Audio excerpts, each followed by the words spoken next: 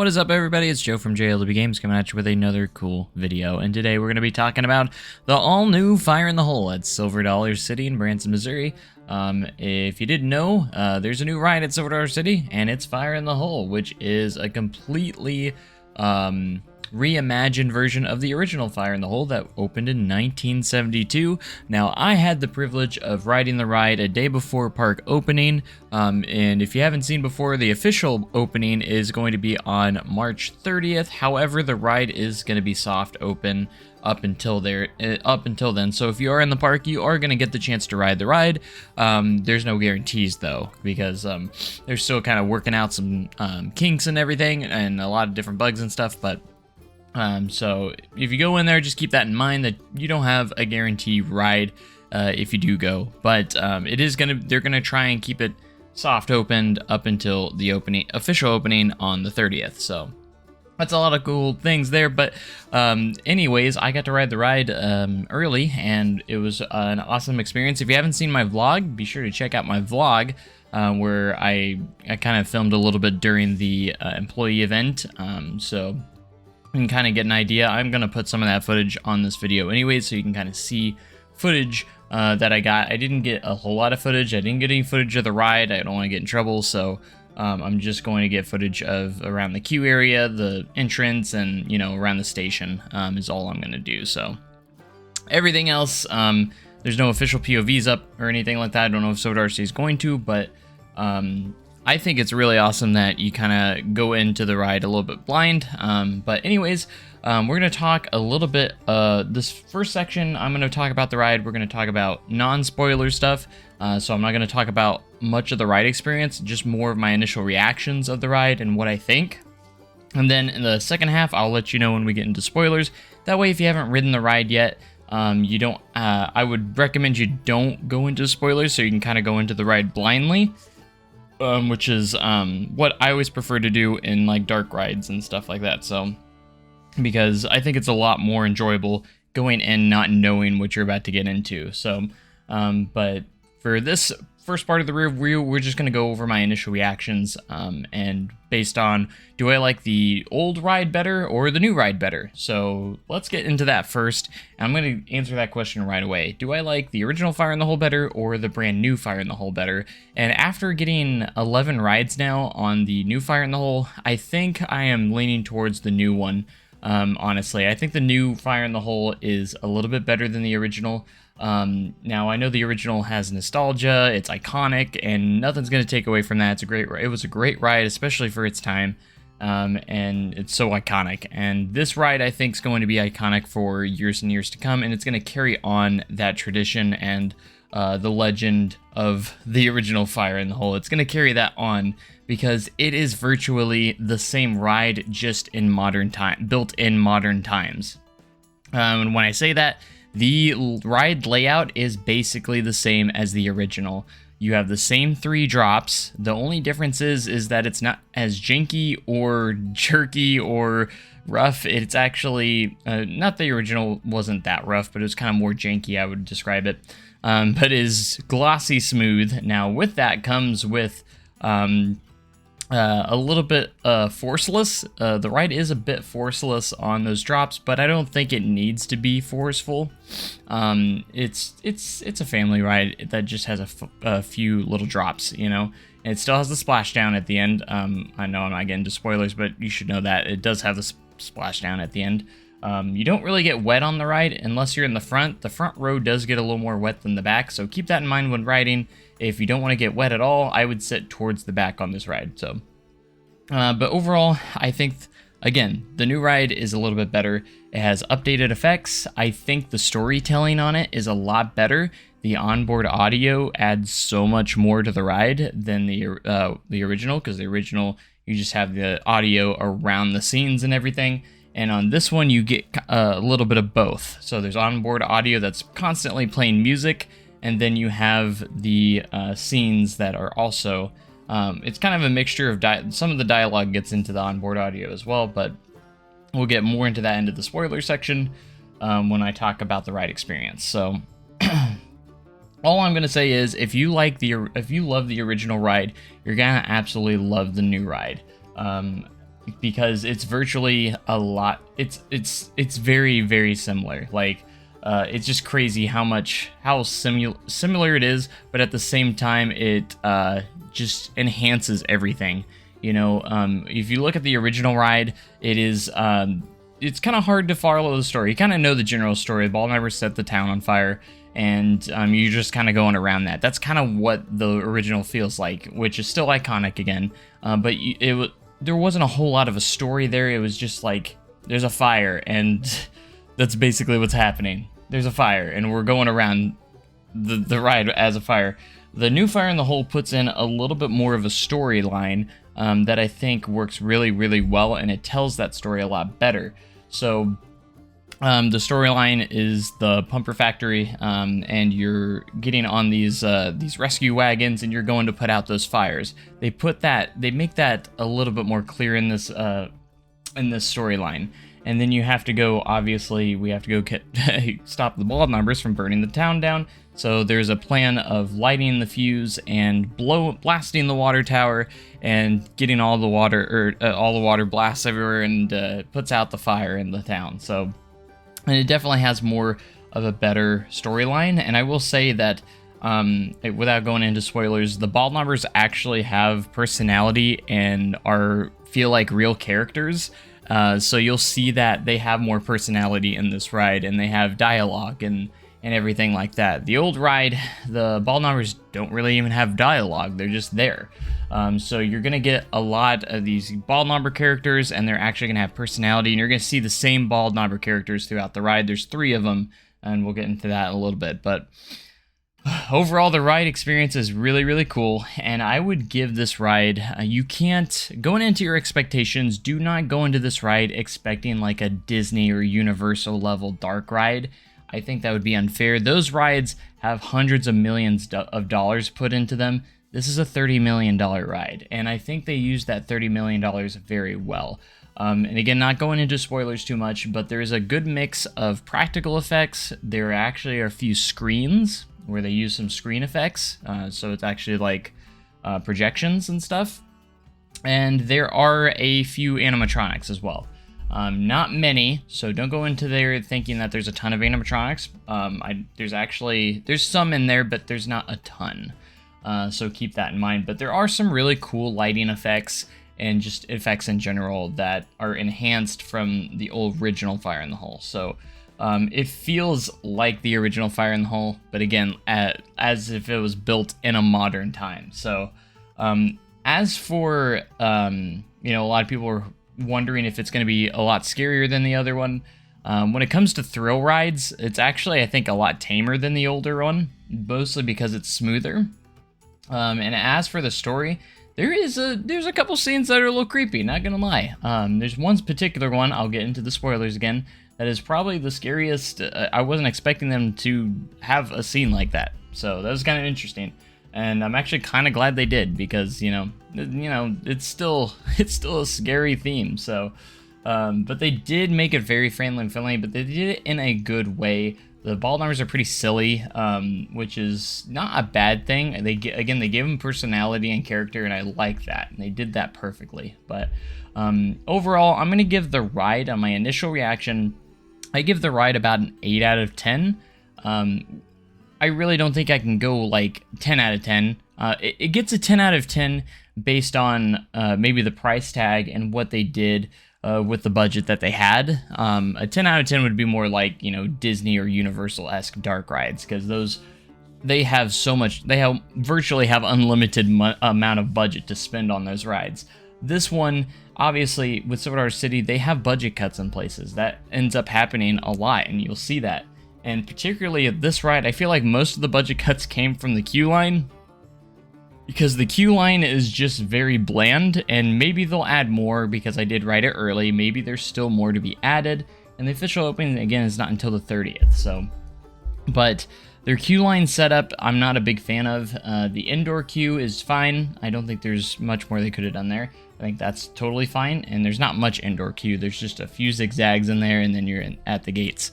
Entrance gates. The rest of the queue, they only have one big giant cattle pen in the extended queue, and that's it.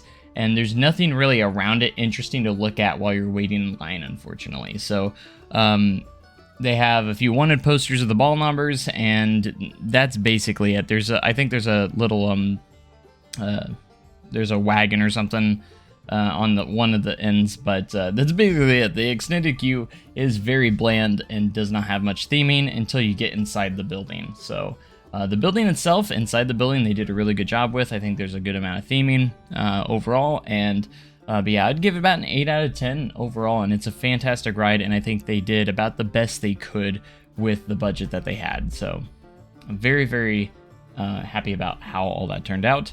So with that being said, let's go ahead and get into a spoiler section. So if you don't want to know anything about the ride experience and you want to go in blind, be sure to click off this video now, because I'm going to be going over the ride experience, all the different scenes that we're going to see, and all the different effects that we have. If you don't mind, then continue watching, but let's go ahead and get started. You're gonna get into your train, and these trains are really, really nice. I like the looks of the train. I think they look so much better than the original. And of course they have the onboard audio with that plays the music through the entire ride, and also has some good audio effects as well. These lap bars are going to be a little bit more restricted than the old one, so keep that in mind if you're able to ride the old one. This one is going to be a little more restrictive. It is still very, the bar does have to go down a lot further, but it's not like ridiculous. So I think not everyone's going to be able to ride, but also the height requirement is the same, 36 inches as the original. So that's good. And going into the ride experience, you're going to start off the same way as the original does. And straight ahead, you can actually see before you even start the ride, there's this little section, and I believe, I could be wrong about this, but I think a lot of those props in that first section, that first scene that you're looking straight ahead at in the station, is a lot of the old props from the old ride, and they threw them in right there to kind of pay homage to the original. Which is really cool. You're going to notice a few things from the original ride that made it over into the new ride, which is really, really cool to see. Even some of the props in the queue line, like the one of the they have a few things, and mostly a lot of signs and stuff like that. But you're going to turn left, and you're going to go straight into the exact same scene that the original Fire in the Hole had.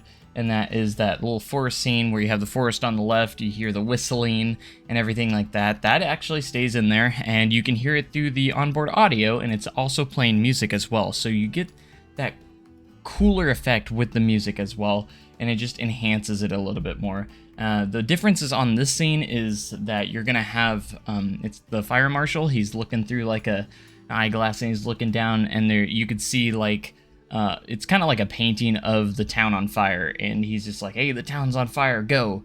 So he's telling you to go into the town, you know.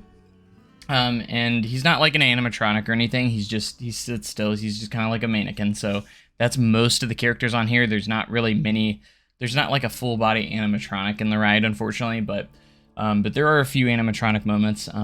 So once you go over there, you're going to make your left-hand turn again, and you're going to go into the town scene where you can see all the stuff happening in the town. You see all the different bald knobbers that are kind of terrorizing the town. And there's actually one lady about to hit one of them with a frying pan, which I think's hilarious, by the way. There's actually the Undertaker's in there, and you can see the whole town's on fire.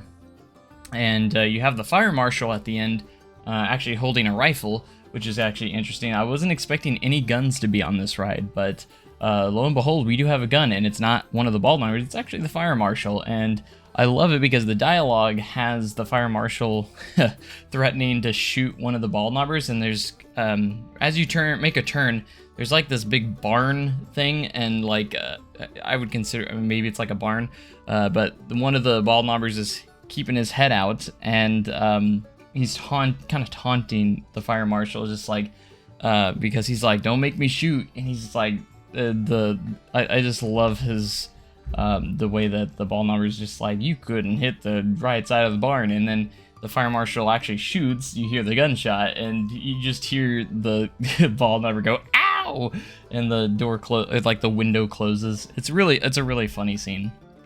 And then off to the left, there's actually your first screen, I think.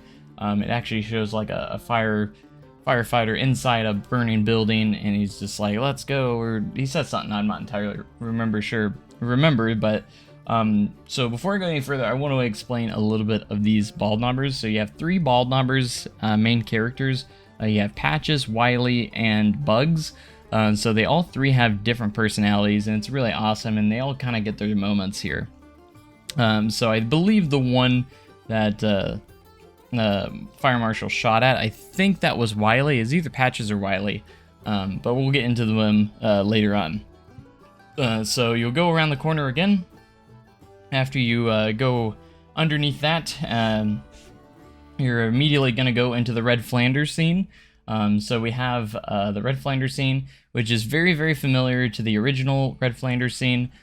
So he's hanging outside, and it's a much better animatronic. He has like 1 foot on the ladder kind of balancing, and it's a much better effect in animatronic. And the cool part is you have Sadie yelling at him like, "Where's your pants?" Like, you get back in here and put on your pants. It's the same lines, but they've been re-recorded with new voice actors. And you can actually see the silhouette of Sadie. It's actually a screen, and you see the silhouette of her inside the hotel yelling at him to put on his pants. And the cool part about this, there's an added part of the scene. Off to the right, there's actually a projection screen of one of the bald knobbers running away with his pants and laughing. So I thought that was a nice touch, and that's another Easter egg. You'll notice that that particular bald knobber actually is wearing Red Flanders pants through the rest of the ride, which is really cool, which I believe it was Patches that stole them. So he was the bald knobber that stole the pants. But it's such a cool and iconic moment. Everyone knows about the Red Flanders scene. So you're going to go after that. You're going to run into Bugs. So in the old original Fire in the Hole, it was a bald knobber, just doing the, here's a barrel of laughs, ha ha ha ha ha. Not that crazy or anything, but this is to me the scariest part of this entire ride, and I think it will freak out most kids. It might be if there's one thing that the kids get scared of, it's gonna be this part. So you have Bugs, that's the name of one of the bald knobbers, and he's got a barrel, right? But it's full of roaches, like cockroaches. And you go underneath them, and the light shines on him, and it's kind of like a strobe light, and he's just like, "They don't call me Bugs for nothing," and he's like, "They don't bite much." So and it has like the onboard audio, you actually hear all the cockroaches like going everywhere, and there's practical cockroaches just like all around you everywhere as it strobes. So it's a little bit creepy, and it's actually probably the scariest part. It's the creepiest part of the entire ride. So very, very interesting that they put that in there, and I'm actually happy that they did, because I think it's a lot better than the original and really cool. So then you're gonna go around to the cabin scene where they're actually like putting out the fire, or trying to put a fire out, and it actually uses a real hose, and it's actually spraying real water off onto the cabin. And then they start talking about, "Oh man, the bald knobbers, they're gonna blow up the bridge," and everything. So, and then you go into kind of a dark scene. So there's not really like a pitch black scene, or like when you're going through the walls. They actually have like little spotlights, and it's supposed to mimic the moonlight, I think, and it's kind of cool actually. And then you start hearing the bald knobbers starting to plan of blowing up the bridge, and they're just kind of bickering back and forth, and it's really funny. And Bugs actually gets stuck in a barrel, and he's going down the water, and that's actually a really cool effect that I didn't get to see until my 11th ride, is that he actually spins around, and there's like a little fuse, and the fires, the explosion's about to go off. It's really, really cool. And then you have Patches just kind of sitting back, and he's wearing Red Flanders pants. That's the first time you see him after he stole the pants, and he's like, "Hey, that's Red Flanders pants." If you know what Red Flanders pants looks like, it's like those bright plaid yellow-red pants that he has. So, and I don't exactly remember the line that he says, but he kind of taunts you, and he's just like, "Bye-bye," as you go around the corner into the bridge. And they added some really cool effects on the bridge scene now, because if you've ever been on Blazing Fury at Dollywood, you'll know that their bridge scene it actually has an effect where the roof actually like tilts down, and it's actually really cool because it has that illusion that it's collapsing on you. And they added that on this, and I think it's actually better than the that version as well. So it was really cool to see that they added that as well. And at this point, the music starts revving up, and it's just incredible because you're about to go down the drop, and it's just like dun dun dun dun. I love it so much. And then you're gonna pop up after that first drop, and in the original Fire in the Hole, that's where the hanging scene was, which is absolutely crazy. Of course, they had to get rid of that. And I love what they did for the new scene. They actually have the bald knobber, two of the bald knobbers tied up with the hose and everything, and the fire marshal's like, we foiled your plans and everything.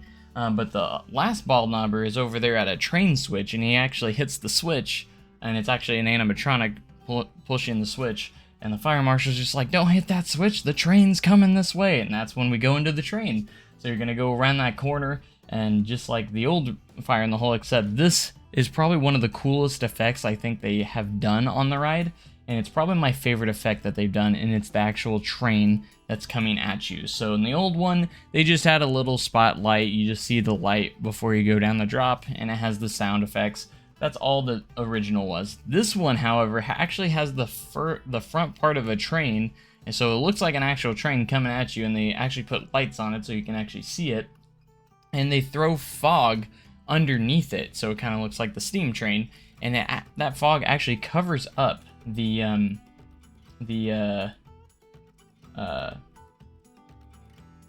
track below, so you can't even see the track, and then you drop down, and it's such a good effect, very well done overall. So and then you're gonna pop back up one last time, and then that's where you hear the fire marshal say, the tower's gonna blow, and then the iconic, of course, name of the ride, Fire in the Hole.